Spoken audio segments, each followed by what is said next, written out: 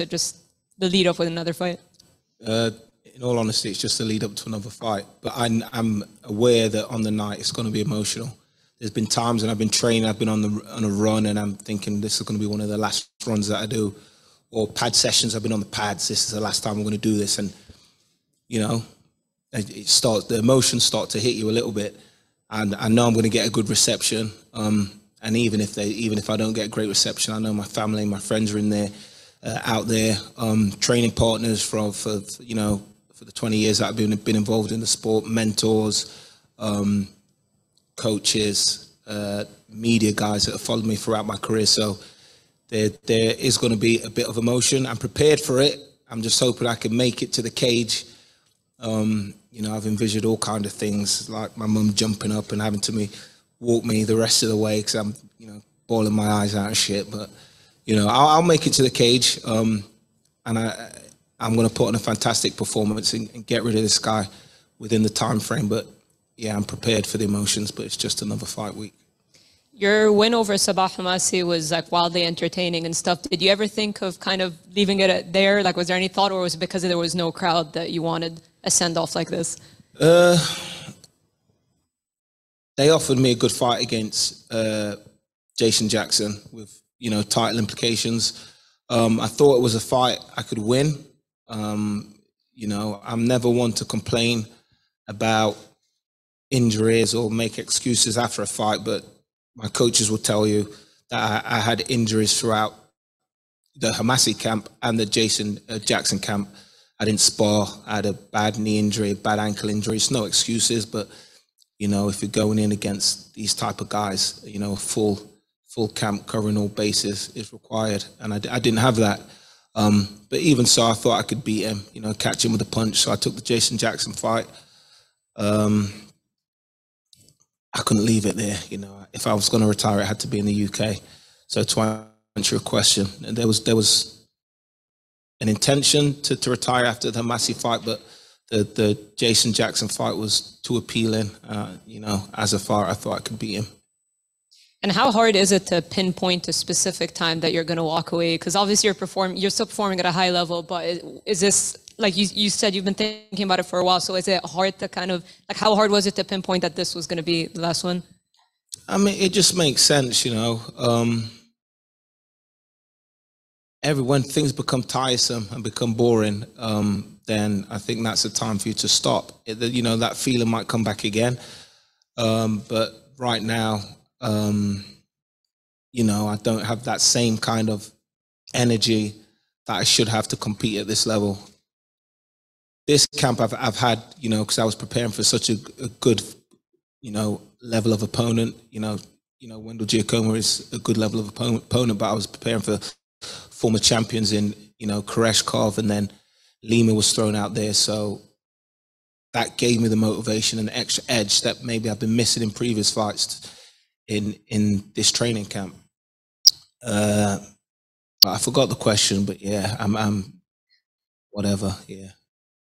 The change of opponent, is that kind of hard to get up for a newcomer, or is this moment so much bigger? It happened so late. Yeah. It happened so late. It was like 2 weeks out that the ball was rolling, and I'm happy it happened late. Whether it was the promotion's idea not to tell me till late, it was the best thing to do, because I've been preparing for Koreshkov, I've been preparing for a former champion. And so I get a new opponent 2 weeks out. It was hard to turn off that switch. This is what I've said in previous interviews, and that I'm going in to this with a championship mindset. I was supposed to face a former champion, very dangerous opponent. So that is who I'm prepared for. And in a certain way, it might even be more. Wendell might be more dangerous because this is a huge opportunity for him. It's a big stage. Nerves, excitement makes people do crazy shit. So I don't know what kind of fighter I'm going to get, but I've prepared well. I've got experience, and I'm ready for whatever. In a recent interview, you had mentioned that you were offered to box Dan Hardy, and you kind of turned it down because you used to have a good relationship with Dan and stuff like that. Is boxing, I know you're talking about walking away from MMA, but would you think about boxing at all in your future? Did I say that? Did I say it? That was supposed to Who was filming me? I wasn't supposed to mention that, but yeah, I had an offer to fight Dan. I'm not even sure if Dan knows, but I have email proof and text proof that I was offered a very lucrative opportunity to fight a former teammate. But I said this in an interview before as well, that I wouldn't do that because although me and Dan are not as close as we were at the stage when we started out in the sport, we kind of grew together to a certain stage. And it's like, even though you grow apart, you kind of still have that bond. People that primary school we have here, the elementary school, you grow up with some guys, you go all the way through elementary school or primary school here. You might not see him for a few years, but you still have that bond, from early on. So I wouldn't want to fight him. But yeah, chuck me some more names and some more money and have it not so serious, then there's an opportunity that I may compete outside of MMA. But realistically, I don't see the money or the type of names that I want to fight being thrown my way. So this is, this will be my final fight. Not even perhaps Tyron Woodley, since he's boxed a couple of times, if they threw that name? I messaged Tyron directly after he got knocked out by Jake Paul, and he declined to take the fight, saying that he wanted to get a rematch with Jake Paul. I don't think he's going to get that. But yeah, I messaged him directly and he responded. He doesn't want the fight. Hello, Paul. How are you? I'm good, thanks. Good to see you today at Media Day. Thanks for taking your time joining us today. Yeah, no problem. I want to reminisce on the career a little bit. I know you've had loads of fights, had accomplishments that people can dream of. So what kind of really stands out to you now we're at the end? Like you say, a long career, a lot of fights, a lot of standout moments. If you go back through my interviews, I say one of the greatest moments has happened right across the road at the Wembley Arena when I fought Mark Weir at Cage Rage. I think I was 23 years old. He had the fastest UFC knockout at the time, a legend in UK mixed martial arts, and it was for the Cage Rage world title, which was a legit title at the time, with guys like Anderson Silva and Vitor Belfort being champions at the time. So I went in there, 23-year-old young gun, against this guy with the fastest knockout in UFC history, 6'6", long-rangey Taekwondo Olympian, I think, and knocked him out. So yeah, that was a great moment. 10,000 people there. So yeah, what a moment! Cool. And when you were a young boy and you wanted to start this MMA career, and as I talked about, now we're at the end of the career. Have you set out everything that you wanted to do? Pretty much, I've never been in. Tell a lie. I've had one US promotion title fight against Jake Shields at Elite XC. It didn't go my way. That was quite a fight early on for me, and I was still really treating this as a hobby that paid very well. But yeah, I would love to have done many things, but I regret nothing, so I won't even mention them, because what's in the past is in the past now. And then on the matchup against Wendell, promotional newcomer. I don't know whether it's been talked about yet, but how much do you know about him, and what matchup is he going to bring? Not too much. There's a few fights of him out there. He's looks like a big, strong guy, massive cranium, nice big target. But yeah, he looks tough, strong, like all the Brazilians. Got a well-rounded skill set, and this is his big opportunity. But so he's going to come to fight. He's never fought someone with my experience, my skill set, my speed, my power, my athleticism. Never. I've gone through his record and looked at the type of guys he's been fighting, and I think that's going to be the biggest tell. But this is his big opportunity, and some people do well in him, some people crumble, and I think this is one occasion where the contender is going to crumble. Thank you. Hi, Paul. Obviously, it's been a little while since we've had you fight in the UK. I think the last one was against Eric Silva, where you got great win and also a really great response from the London crowd. Do you think you're going to be getting a similar response coming into the cage this weekend on your retirement fight? Most definitely. Like I say, I've been fighting at this arena since I was 20 years old. MMA, MMA is blown up now, but we wasn't doing too bad in UK MMA a while back. We were very fortunate to have great promotions like Cage Rage that were able to fill out the arena and give fighters like me an opportunity. So I have a fan base here, not to mention that I was only born around the corner in Park Royal Hospital. So I lived in London for 10 years. My family is still here. I've got a great UK MMA fan base, no matter where I fight. You know, I've sold places out up and down the country on small shows and you know, selling out, you know, venues with 4,000 people when it is just me that's a name on the card. So I expect it to be no different on Friday. I'll get a great reception. I expect to put on a great fight and get a great win. And obviously coming into retirement, what are your sort of immediate plans for retirement? You can sort of sit back and enjoy it, or do you have things that you immediately want to get stuck into? No, I'm already stuck into a lot of things, you know, and that's one reason why I can sort of take this moment to retire and sort of kick back for a little bit. And that's exactly what I'm going to do. I'm in no rush to do anything big or major or announce anything. I could quite happily, you know, work in Tesco's on the weekend, stacking shelves. I wouldn't mind. I have no ego, you know, if that's what's needed, you know, to pay the bills. But I don't see that happening. I'm in a fortunate position, but you know, never say never. I'm just going to enjoy life for a little while. No worries. Great talking to you. Best of luck on Friday. Nice one. Thanks, Paul. We're just going to take a couple of questions from Zoom. Let's keep it rapid fire. One question from each of you. Let's start with Santiago. Hi, Paul. Greetings from Amsterdam. Thank you for the time. You sat on the Bellator broadcast desk for one of the European shows. Right in front of you. I'm digital. Oh, shit. Oh, sorry. Yeah. No, it's all right. So you were on the Bellator broadcast desk for one of the European shows. Is that a role that you would still be open for in the future if that ever comes by? Because you did great, man.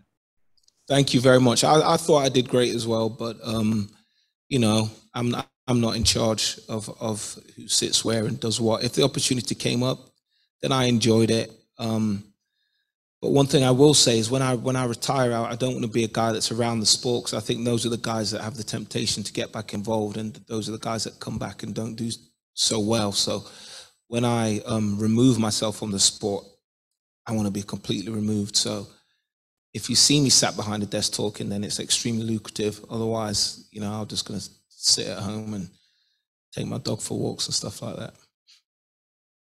I always enjoyed watching you fight. Good. Thank you very much. Hi, Paul. 2 decades of professional mixed martial arts, the number of wars, some great fights. What's the biggest difference you've seen, the biggest changes you've seen in mixed martial arts over that time?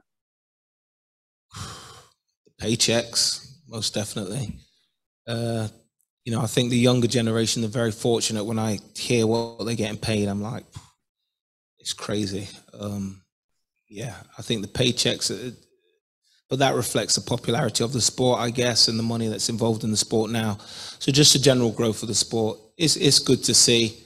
Yeah, it's good to see from where I started, and now, you know, there were people before me, like your Mark Weirs, your Lee Remedios's, your Ian Freeman's. There were people before me that have seen it even a larger growth of the sport of mixed martial arts, especially UK MMA, and having these big shows here. But yeah, the growth of the sport has been quite amazing. Ben? Hey, Paul, what's been your secret to riding the highs and lows of the sport, and how you've been able to keep your head in the game for nearly 20 years? Because I know I'm a top competitor, you know. If you know, I've had wins and losses. You know, had I been more selective with my fights, like guys are now, I wouldn't have had some of those losses. But I'm a real fighter. I take all fights. I don't remember there being a fight that I've turned down. I take on all you know, oncomers, all opponents, and that's partly something I was told while I was training at Mike's gym in Holland. Mike Passaneer says, "Paul, you're a fighter. If you're in the street and you're with your wife and someone is coming up to you, you have to defend your family, you know, stand your ground. You're not going to say, oh no, I want to fight this guy. He's a little bit lighter, has a slightly shorter reach. No, I fight whoever's in front of me because that's what I am." So, and that's the mentality that I've taken into the sport. Hence some of those losses. But yeah, forgot the question again, but yeah, whatever. Jay? Thanks very much. And Paul, congrats on a great career. And, this being the last one and you having prepared for a guy like Koreshkov and now Giacomo, who's obviously a very experienced explosive fighter himself. Is there any pressure to kind of go out and put on a show here, or even just eagerness on your part to go out with a bang? Not really. I think, he's going to make the fight pretty much. I think his nerves will put him into dangerous situations. He seems to be quite a composed fighter in previous fights, but he's not fought on this stage against an opponent like myself, who's extremely dangerous. There's going to be a lot of pressure on his side, so I think he's going to come out doing some shit that will set the tempo of the fight. I've trained well. I'm ready for everything. So whatever happens. I have no intention of going out there and swinging like a madman. But if he comes rushing at me, it is what it is. He's going to get caught. And just finally, Dylan.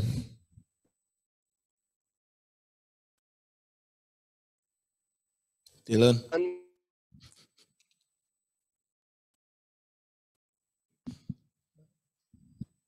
Hola, ¿qué tal?